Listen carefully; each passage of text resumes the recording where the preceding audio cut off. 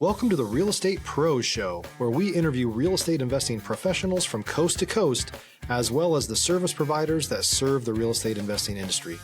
Our goal is simple: share what's working now to help you improve and scale your business to the next level and meet the pros that can help you get there. Real Estate Pros is powered by Investor Fuel, America's leader in helping real estate investors and professionals build the business you need to live the life you've always dreamed of. Let's start today's show. Property insurance for real estate investors doesn't have to be difficult, but it does need to be there to protect you when you need it. MyInvestorInsurance.com not only provides insurance at 15 to 30% cheaper than traditional agencies, it's built specifically for real estate investors like you. You can set up an account in about 2 minutes, get quotes on properties, turn on and turn off insurance for your fix and flip or rental properties in around 2 minutes without having to talk to anyone directly, all through our portal. There's no better way or faster way to make sure you've got the coverage you need to protect you, and no more lengthy policies either. Once you're set up, you're billed monthly and prorated by the day for however long your policy is active. It's powered by MSI, the third largest independent MGA, with 1.5 million customers and more than $1 billion in cumulative premiums written. Get set up today in about 2 minutes at myinvestorinsurance.com/fuel. Hey folks, welcome back to the show. I'm your host, Dylan Silver, and today on the show I have Guy Hakim, virtual wholesaler, wholesaling coach, passionate about AI and the way that it can transform the space. Guy, welcome to the show. Hey, very nice to meet you. Very pleased to be here. I'm happy. Absolutely. It's a pleasure to have you. And, you know, I'm a wholesaler by trade. I'm also a licensed realtor here in Dallas, newly licensed. And we're talking here, it's the beginning of June. This episode will be released later than that. But when I think about the wholesale space, I think really about problem solving. And real estate in general, in many ways, is about problem solving. But I think wholesale in particular, because you're dealing with, in many cases, distress, is all about problem solving. Your thoughts on Right. that, Guy? Yeah, 100%. You get rewarded for solving problems. And, we're dealing with homeowners. We're dealing with people that have a lot of problems. Let's face it. That's why they're selling their house. That's why they're selling it fast. And that's why they cannot, just get ahead and do it with a realtor. So one thing is exposing the problems. Okay. And the next thing is helping someone. I'm reading a book about sales right now. Okay. And that guy, obviously everyone knows him, Grant Cardone, right? So he says, if you don't close, you cannot serve that person. And it hit me because when I started hosting, I was like, yo, I'm stealing the house. Everybody's like, yo, you're stealing the house. You get it for 90, you get it for 100. But if you don't close on the house, you did not solve his problem. And we have many, many sellers. I've just went through one of our deals that took us 2 years to close. That lead was in the system 2 years. It was just a recycle lead. And I was like, we did not serve that guy. We did not solve that problem. He had the same problem for 2 years. Imagine how much stress, how much he had to go through because he did want to sell. So when you close someone, convince him as a wholesaler to sell for less, you might feel, oh, I'm taking advantage of that person. But when you close him, when you solve his problem. So part of solving the problem is convincing him that he's going to have to sell for less. But the whole other part is building the rapport, building the relationship, and addressing all of the things in his life. We help homeowners like crazy things. We do evictions for them. Yep. We had a lady out in Kissimmee now. We're doing an eviction for her. We did an eviction for her. The tenants, the so-called tenants, now they're squatters, came back to the house, and we're gonna do it. We're treating. We're helping her with this. We're helping her cleaning the code enforcement and the stuff that is on the house. We're helping homeowners with personal stuff they have in their life. Everything you need. It's almost like when you're a wholesaler, you do anything but real estate. You just, oh, I got a problem with my wife, with my attorney, with my dog. Let me fix it. How can I help? How can I serve? And once you serve all of this, now you can buy the house. So it's almost like buying the house. It's a byproduct of helping that person. And I know a lot of people here that are like, oh, these wholesalers are greedy. They're full of shit. Now they're not helping. They're just No. trying to take advantage. But if you actually doing it, then you're gonna understand that dealing with people, you're in the people business. You're not. It's not really anything about with the house itself.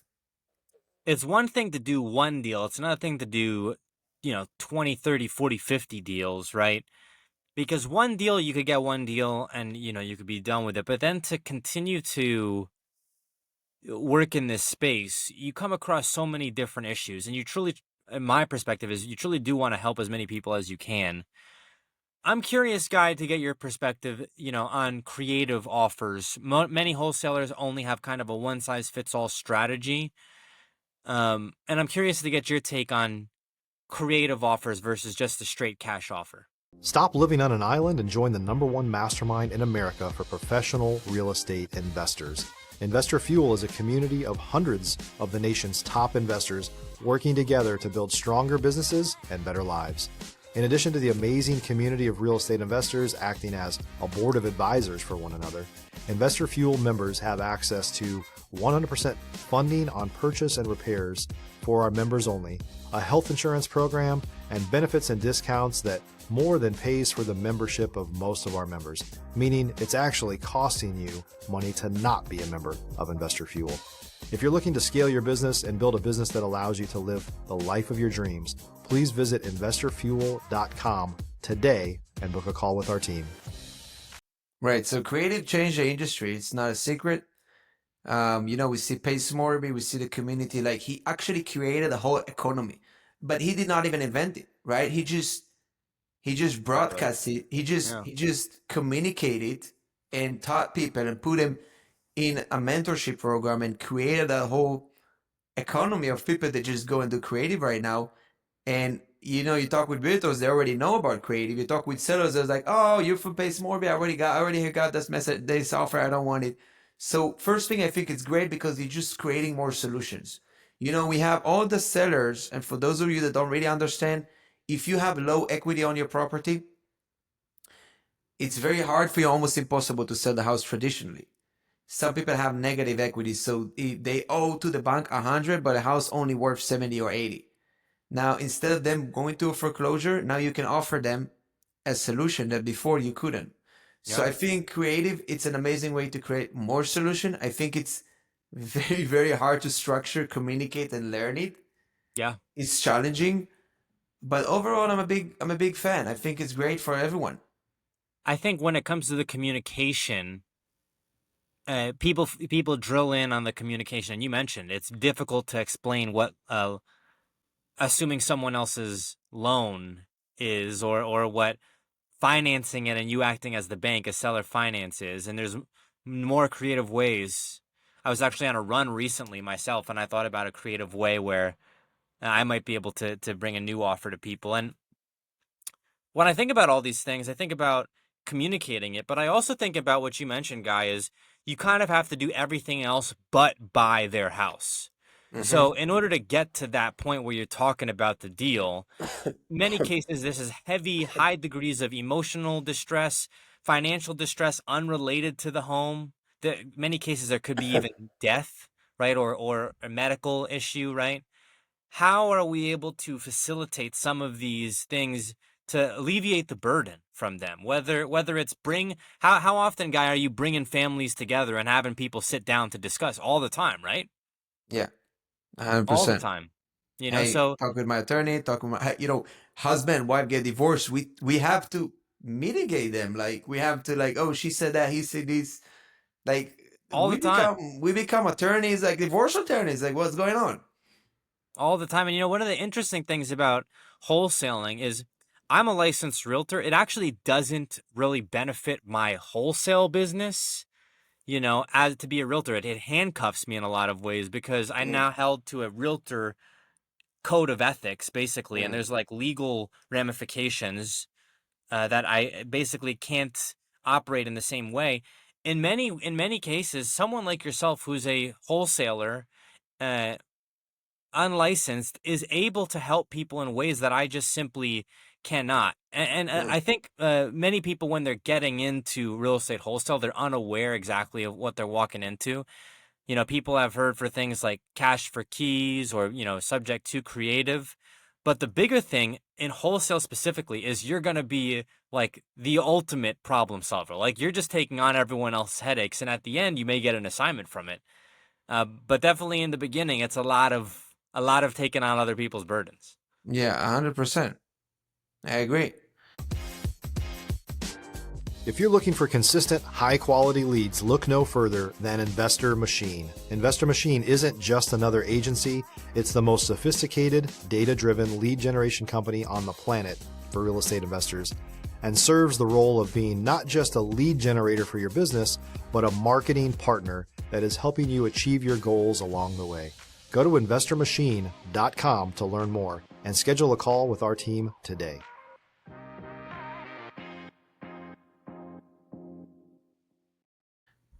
Guy, pivoting a bit here, talk about scaling a business in the wholesale space, going from, your first couple of deals to then expanding that.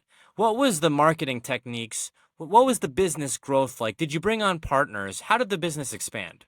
Yeah, 100%. So I started, and I think one of the things that separate me from others is that I had that owner mindset. Somehow, I got into the idea of I have to overcome my challenges, and I want to be shortcut my way to success almost.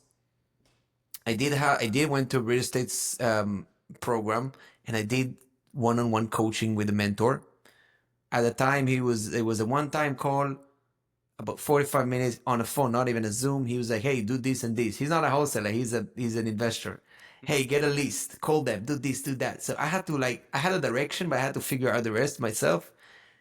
And I really, really wanted it. I was very motivated. And the one thing I discovered really quick that I can change myself with other, and I was fortunate to be good at delegation and to finding other people, leverage and delegation. Okay. So for a lot of people, it's just a good word to put in a business book. But for me, I just looked behind. I was like, okay, I was delegating. I did not even know what's delegation when I was delegating. I was like, okay, I need to do cold calling. Did it for 3 days. I hate it. Let's get a cold caller. It was my first cold caller from the Philippines. She worked with me for 6 months, and she got me a little bit of leads here and there. And then when I figure out, I did 2 deals. And then when I figure out I spend more money and I get more deals.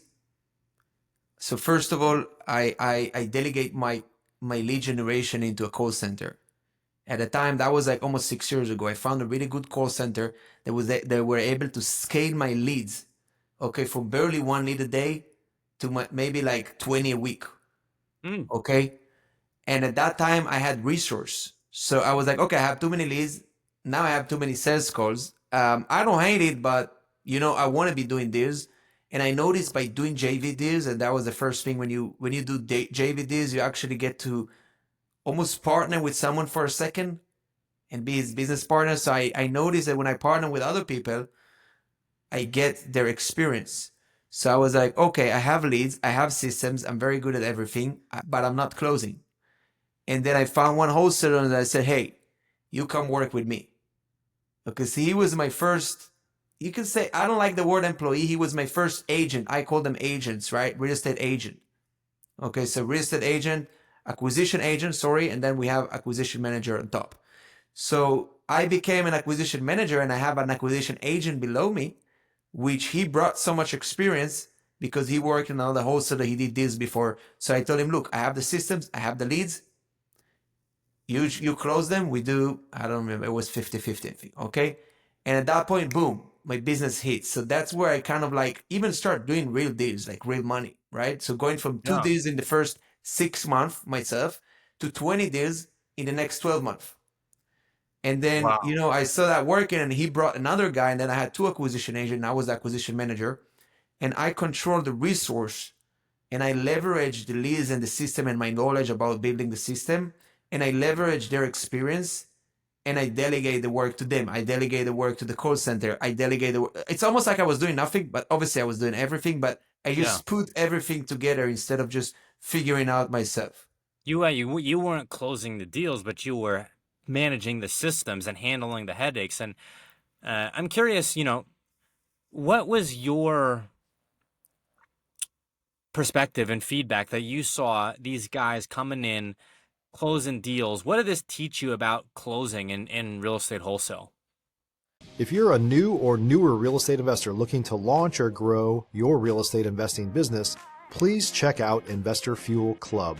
It's a coaching community, but unlike anything you've ever seen before. And you can actually partner with members of our mastermind from coast to coast on deals right in your market. There's no better opportunity to build a consistent business than to literally partner with pros to help you avoid costly mistakes, avoid the need for capital to do deals, and help you eliminate your fears as you're starting your business. Learn more about Investor Fuel Club at investorfuel.com/club. What does that teach me? Like seeing them closing deals, or at Yeah, that so time, or at that no? time, coming Yeah. from doing 2 deals to now you're scaling, you're seeing these guys who are savvy and are competent in the aspect of closing, right? So you had all the leads, you did the hard work of generating these leads, right? But you're seeing them come in and close. Was there something specific that you took away from this that said, oh, okay, Yeah, well, this is, 100%. Yeah. closing acumen or something along Yeah. these So I lines? learned everything from them. He became my teacher. My agent became my teacher, and I learned everything from him. So that was a resource of learning, and then I became a closer. And again, they were there, but I don't think that without me, the deals wouldn't really like. At one point, even later, I had a company like really doing deals for me.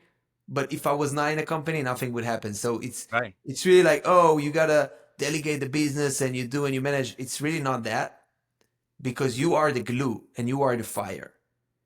But without them, it wouldn't happen. But without me, it wouldn't happen as well. So for like seeing them doing this, I learned, oh, okay, that's how you close the seller. Oh, that's how you dispose deal. Oh, that's what we found about. So I literally brought people into the organization. At that point, it was not, it was, what is it? It's a one small business. It's not even an organization, but Yeah. into the company, I brought people into the company with knowledge, and I learned from them that knowledge. I implement that, and then I learn from more, and then I learn from whoever can work for you. So the idea is to bring people into your company that are above the company average, and then you increase the average of the company in knowledge and experience and everything. The That's idea is, huge. the idea is to bring people that will increase the overall average value. I mean, it's huge, right? Like you are the sum of the people that you hang around, just point blank. I think myself personally, I don't know if you can relate to this, but it sounds like in at least in the business sense that you can.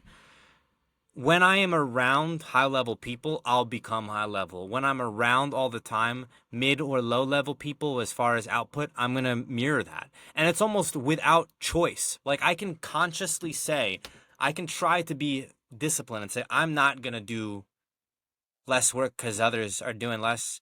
But I feel like through osmosis practically becoming me. And the reverse is true. I might be around some super high level people and feel like, wow, I really can't possibly keep up with that.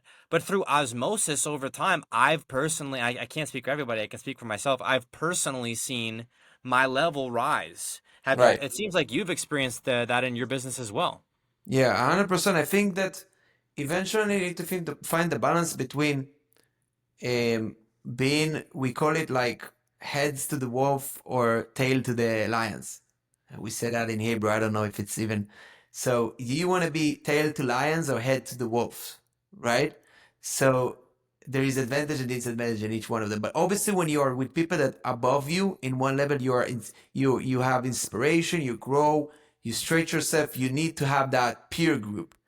But realistically, in your business, there's always going to be other type of people that you have to increase. You have to be their lions. You have to be their head. So I think the key differentiation of if you adapt yourself into the environment or the environment adapt to you is your leadership level. So I'll give you an example. If you are negative and you're around positive people and you are a very, very strong person, Yep. you can turn all The the whole positive thing. people into negative, right? So Yep. it works both ways. But if you're extremely positive and you're just one and you have 5 negative people, you can still as a leader, you can take a group of um, unmotivated people and inspire them and bring them up. So the standard is controlled not by the amount of people, it's controlled by the amount of leadership. So I think that the message is you can still work with a bunch of newbies and make them pros. And you can also Absolutely. work with a bunch of pros and make them suck, because you just destroy the whole team. It's all about who's controlling the rhythm. So I think that I see myself adjusting sometimes to others and sometimes trying to lead them, depending on where I'm at. What do you make of the importance of networking in the real estate space? I think it's the most important thing. I've spoken with other people who've expressed similar, expressed differently. But for me personally, when I think about my trajectory, I think, man, I could have basically, leapfrogged so many steps and so many months if I would have taken networking strategically and more seriously from the beginning. Yeah, 100%. I think that obviously there's a lot to learn. So you can find connections, you can find ideas, like practical ideas. When I speak with people, I just take like little tiny bits of what they say and then go to Google and search and see what it means. It's like they just throw a name of a lead provider, and then I go and I find out it's changing my whole business, right? But in the same time, you have to filter what you hear, and you cannot be so like reactive to everything that you're saying. And also, you've got to find your own way and not being so dependable on other groups. I know that there's some people who just addicted to networking and mentorship. Let's face it. There's a Yep. lot of people today, and it's very easy. Oh, I did this school and this school and this school, and they don't do this. So that's a problem. So I think that sometimes you need to know how to shut yourself to anyone else. I've literally disappeared. I haven't posted on Instagram for like, I think 2 or 3 years. If you score my Instagram, there was 2 years I was gone. I was like, I'm out of here. I'm back with something that I want to be back with something that can be meaningful, that Yeah. I can contribute. Like not just another photo of me in the beach. No, I want to be going back with a message. So I disappeared. I learned, I studied, I improved, and now I'm back to networking. I think there's got to be a balance, like feeling comfortable with yourself alone, but also knowing how to go to others and learn from them and engage with them.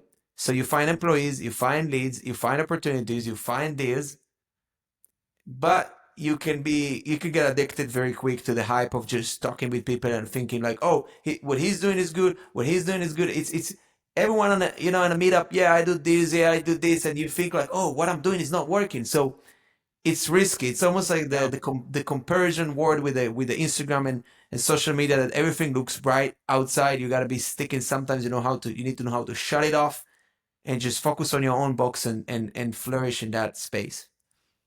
Disappearing is an interesting one. I'm a big believer. I like fanatical. I think I'm the networking junkie you're talking about, guy. Um, but I do think disappearing is important. I think it's important, and I think especially, people with jobs, right? How do you manage learning while also doing the networking, while also finding the time to actually do deals? It's tricky. I think, time blocking, like strategically blocking off your time. I tell people this, like, if it's not in my Google Calendar, I don't know if it's even happening. Like, what is a calendar if it's not on my Google Calendar? So I'll block off, time period of my day where I'll go to engineering school. I'll block off, my day for podcasts. I'll block off, my day to do activities as a real estate agent. I'll block off networking. I'm going to a networking event tonight. But before, I mean, to your point, Guy, before I had this system, it was just like kind of whatever motivated me that day, and that's no way to build a business. So people do have to be careful. Mm-hmm. Guy, we are coming up on time here. Where can folks go to get a hold of you? Facebook, Instagram, Guy Hakim, GUYHAKIM. That's where I'm at. Hit me up. Um, I'm available. Guy, thank you so much for coming on the show here today. Amazing. Thanks for joining us for today's Real Estate Pros Show. You can learn more about the amazing benefits of the Investor Fuel Mastermind community, including surrounding yourself with hundreds of other rock stars, 100% financing for your deals, and members-only discounts from vendors you're likely already using that, as a member of Investor Fuel, will save you more than the cost of your membership. Visit investorfuel.com to learn more. If you're interested in joining us as a guest of this show, please visit investorfuel.com/pros to apply. You can also check the show notes for access to free resources, how to get access to world-class lead generation, and much more. Don't forget to subscribe so you never miss another episode. Have a great day. We'll see you on the next show.